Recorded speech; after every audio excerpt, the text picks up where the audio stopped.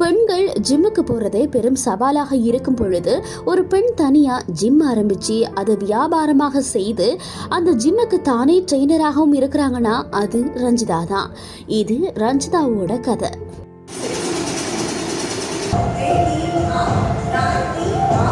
நான் தான் ரஞ்சிதா. ரஞ்சிதானா நிறைய பேருக்கு தெரியாது. ஸ்லிம் ஃபிட்னஸ் ரஞ்சிதா தான் நிறைய பேருக்கு தெரியும். கொட்டைநாள இருக்கு என்னோட ஜிம். என்ன அடையாளப்படுத்துறது என்னோட குரு ராஜி துரைராஜ். அவங்க இல்லாட்டி நான் இல்லை. அவங்களோட கைடில் தான் இவ்வளோ தூரம் நான் வந்திருக்கேன்.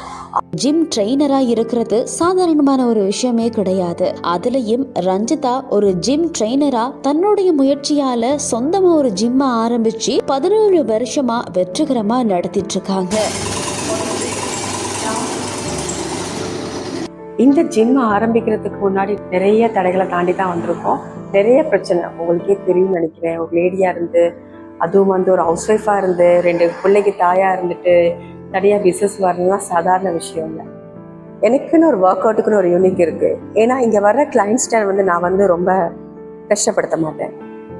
ஃபர்ஸ்ட் அவங்கள்ட்ட பேசுவேன், அவங்கள ரிலாக்ஸ் பண்ணுவேன், காம் ஆக்கிட்டு அதுக்கப்புறம் தான் ஒர்க் அவுட்ஸே ஸ்டார்ட் பண்ணுவேன்.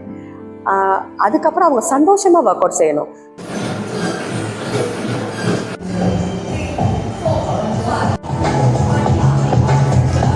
சின்ன வயசுல நான் வாழ்ந்த லைஃபே வேற.